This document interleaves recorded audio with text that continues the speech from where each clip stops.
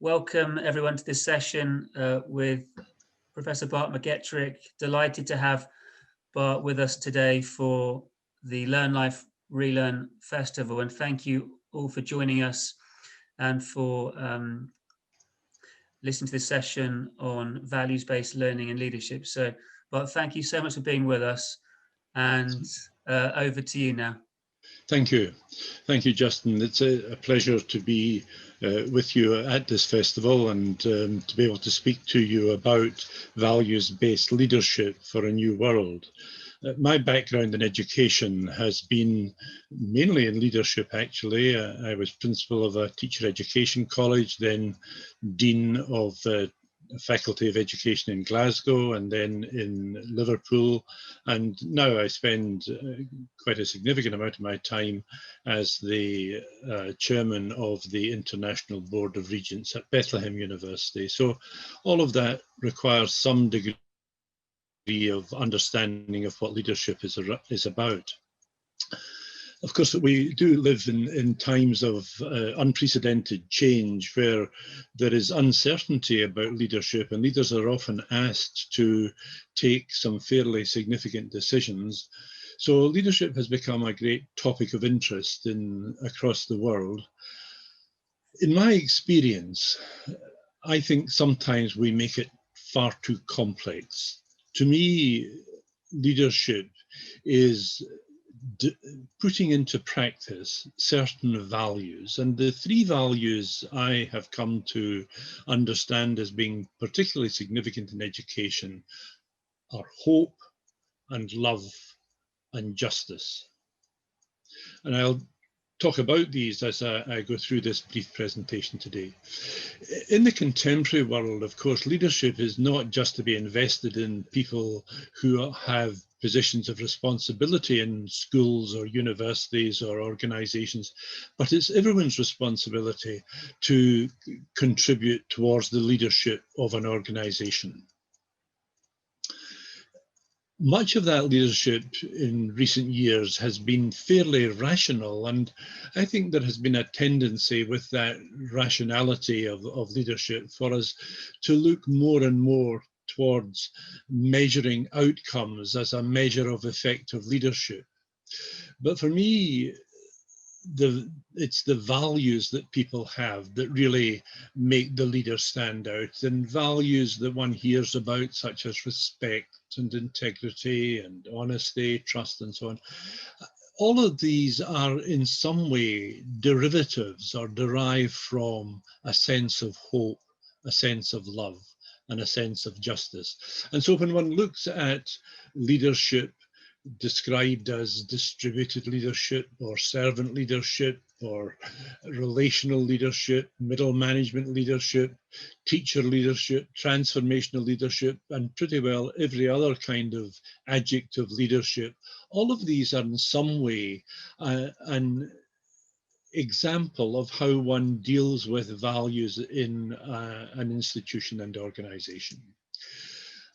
The drive towards rational models of leadership, of course, encourages a tendency towards leadership with measurable results. But there is more to leadership than getting good results, and certainly not that one-dimensional aspect of looking at leadership leading to good exam performance and so on. And while there's a place for that, it's not the whole story in effective leadership in education. For me, the COVID-19 is pointing out that we are looking much more at interdependence, at fraternity, at caring for others, resilience. All these matters are important for the flourishing of humanity, and we need therefore to look beyond the one-dimensional leadership or the one-dimensional model that is the sole criterion that is by which one judges effective leadership.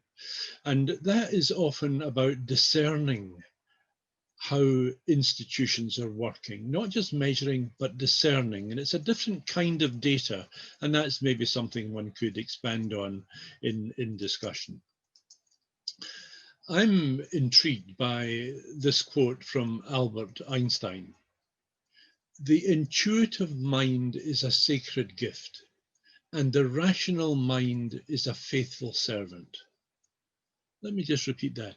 The intuitive mind is a sacred gift, and the rational mind is a faithful servant.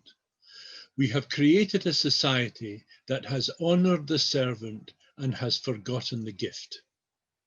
And I think that's such an important idea because it leads me to ask the question, have our educational institutions, our schools, colleges, universities, become hyper-rational at the expense of intuition and creative thought? Leadership's frequently, of course, associated with following government policies and professional norms and standards. And up to a point, it's right that a professional leader has to do that. Because if you deviate from them, you can be held accountable in all kinds of ways.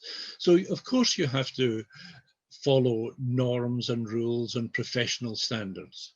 And yet, the exclusive adherence to these really can leave us bereft of our own professional souls, our values. Where are our values to be found in government documents? Effective leaders are given professional strength and witness by the scaffolding of these norms and these values. What then are the values, and by what authority are teachers to be guided by these? I think effective leaders understand values, what they are and how they affect society.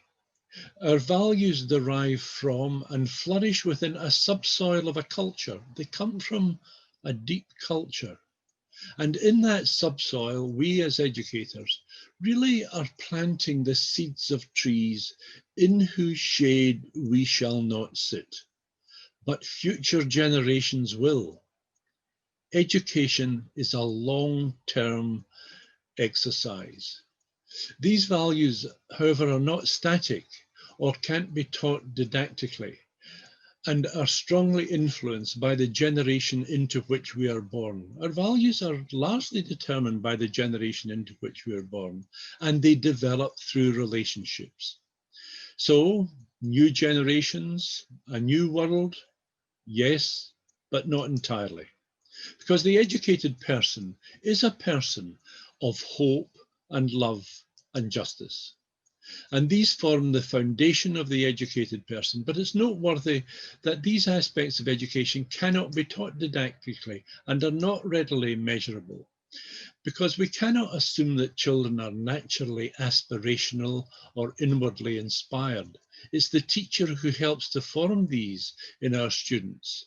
And leaders are there to support teachers creating this culture of hope and love and justice. So let me then look at where our values come together, the interaction of values in education. And there are three areas I want to highlight. Personal values. What values do we have ourselves? Secondly, the institution, the school, the university. What values does it have? And thirdly, social values. What values does society have? All these are codependent on one another. Effective leaders pay attention to how these interact. And I want to just give a bit of an illustration of this at the moment. The dynamic interaction of values are in these three areas: the social values, institutional values, and personal values. And they come together in this kind of triangular relationship. But of course, in a triangular relationship, it can look rather static or mechanistic. What one's got to see is that these actually change over time. And that changing over time means that we find that in different generations, we have different values. So the values we have of students in 2020 are going to be different from the values in 2030 or 2050. They change over time. When I look at universities and schools, what I then see are values like this, these three elements of a triangle. The institutional values, what are they? Diligence, justice, generosity, excellence, kindness, honesty, fairness, open to change, and so on. One can go through a whole list of values. And these are often to be found in the statements of mission and vision of schools and universities. And they are important. They are vitally important. What are the values of society that we have at the present time? Changing technology, changing expectations, stewardship of the environment, the idea of stimulating enterprise, and indeed providing leadership itself. And in terms of personal values, having a sense of hope in ourselves, having a sense of truth, integrity, fraternity, resilience, and service of others. These are important values that we might have ourselves. And it's the interaction of these three that will create the good leader who understands the personal values, the institutional values, and the social values. And let me just give a very quick illustration of how some of these are changing. When you look at the characteristics of students, for example, students that will leave our institution, say in 2030, these are thought of people born after 1997, referred to as Generation Z. What are their values? What are the characteristics that they have? They have the characteristics that academic success is going to be determined by exams and conformity to expected norms. They will be people who will be passionate about climate change and global warming. They'll be people who pay attention to mental health, most notably concerns about depression and anxiety in themselves and their peers. And during this COVID period, that is a very significant issue.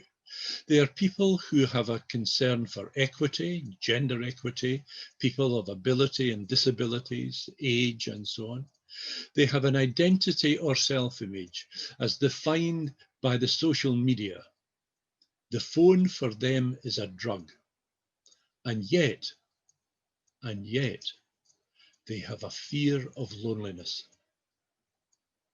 There are also people who, more than previous generations, are not so interested in binge drinking or engaging in antisocial behaviour.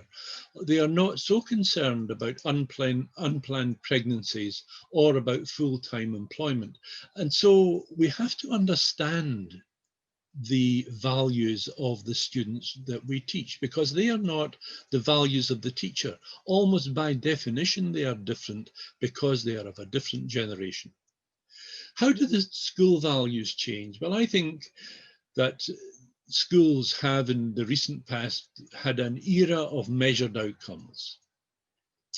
This places an emphasis on accountability, scrutiny, rewards, punishment, and there's a huge impact on external regulation.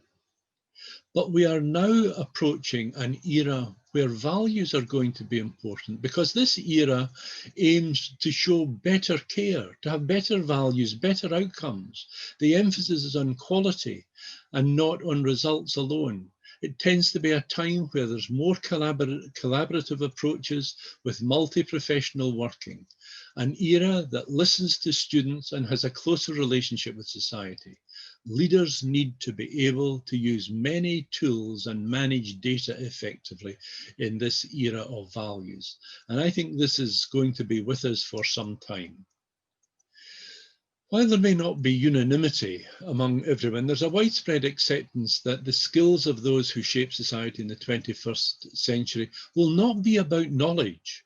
Actually, I think knowledge is becoming an outdated concept. What they will be concerned with are critical thinking, creativity, research and inquiry, self-direction, initiative and persistence, information use, systems thinking, entrepreneurship, communication and reflection. These will be the qualities that one requires in our education in the 21st century. Are these to be found either explicitly or implicitly in programs at the present time? We would do well to reflect on that. Should these offer a new framework for the curriculum, for its design and for the pedagogy in up to 2030, moving away from knowledge and skills as the framework that currently exists? A school or an educational institution, of course, should act as a driving force in social change. And for this idea of a new world, I think education is going to be at the heart of the new world. Those engaged in education have a duty to spearhead and support social change through their education. And as we look at whatever vision we have for the future, all social change needs an educational dimension and pathway. I think that's such an important idea. All social change will need an educational dimension and pathway. And the more significant the social change, the more prominent the pathway will be. Of course, we will see the emergence of smart cities. That is crucial. But technology is not everything. In a new world order, it's likely that we will have more human and have to pay more attention to values developed and carried through relationships between and among people. And that's why leadership has to be led by values rather than by technology. Thank you for listening.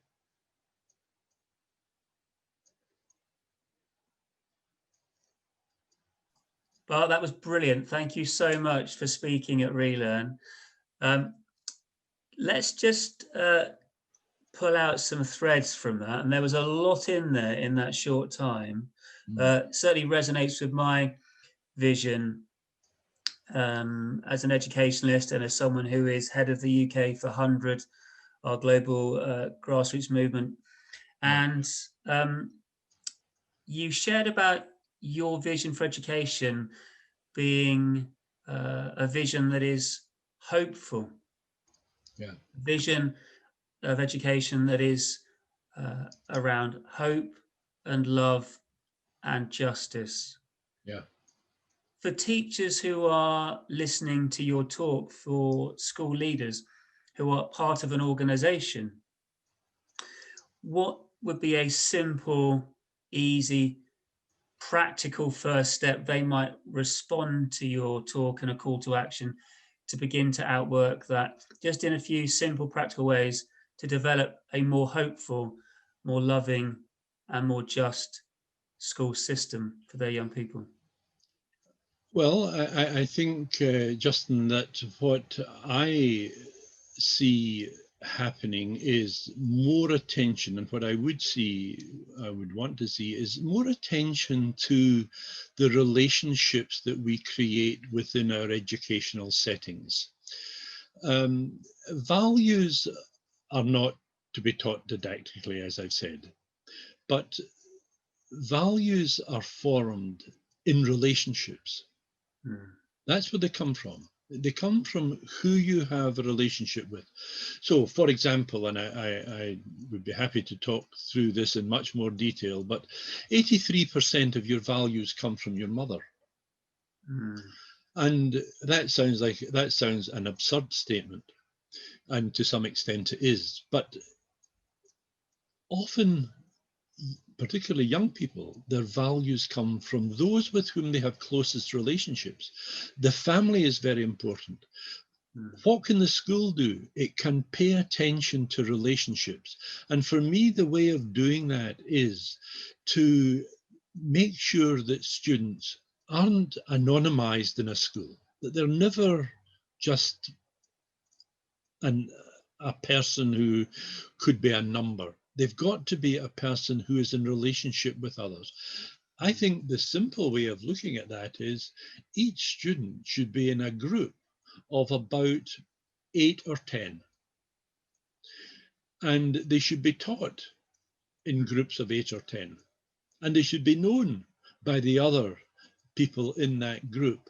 And for me, that idea of looking at relationships as well as looking at other aspects of the curriculum, some of the things that I mentioned about creativity and so on. But look at the issue, but how do they relate to one another? And I think in a school, paying attention to group activity is vitally important. And personally think that's going to be the future. I think teachers will have to be engaged with helping students work with one another and so on. And in the best of schools, this does happen already. This is not novelty.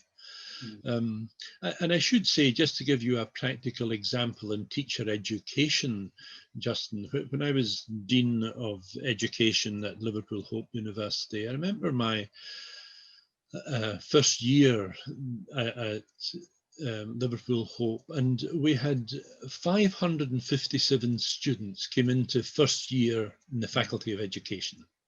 557. What I did was I divided them into groups of 10, 56 groups of 10, and allocated each of those groups a tutor.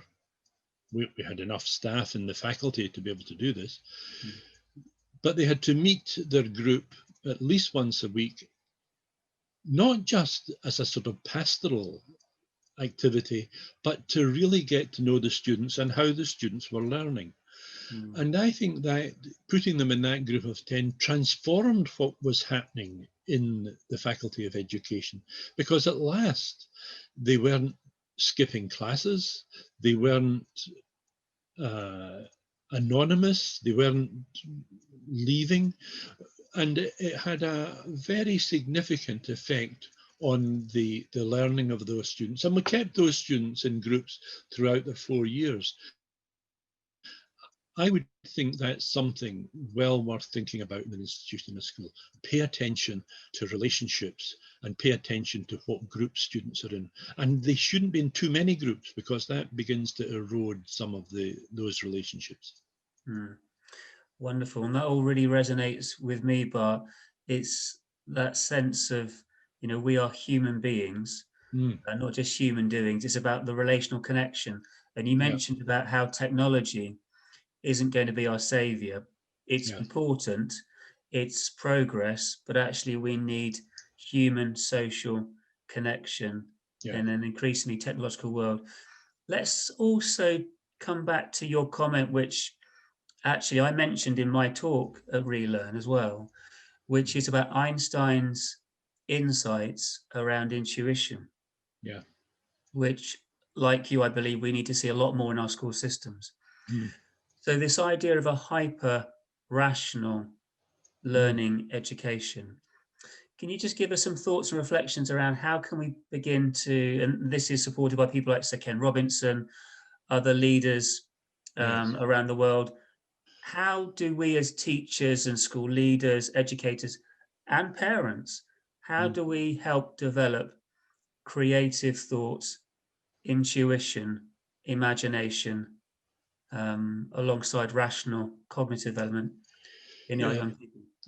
One of the things, just as a very personal remark for me in this, Justin, is that when I was working in universities and faculties of education, I conformed to the rules, as it were. Sometimes it was a wee bit difficult to do that when you are asked to do things in university life in areas like assessment and so on, that you think, oh, is this really necessary? Anyway, I conformed to all and made sure that people got their grades and their marks, and we followed all the rules and developed some rules ourselves and so on.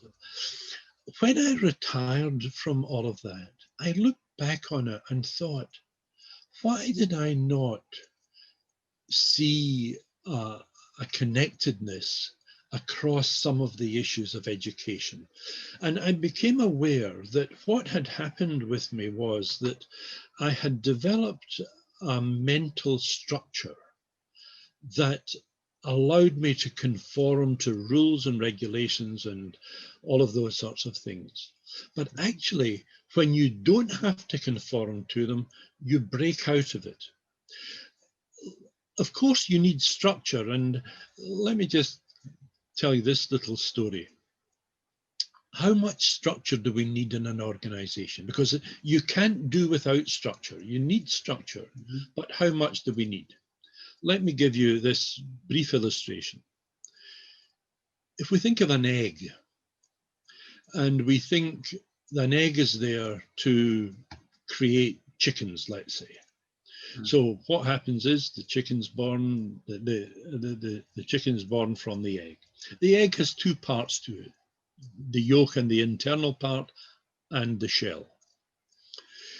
If, and the purpose of this is creativity, creating another chicken.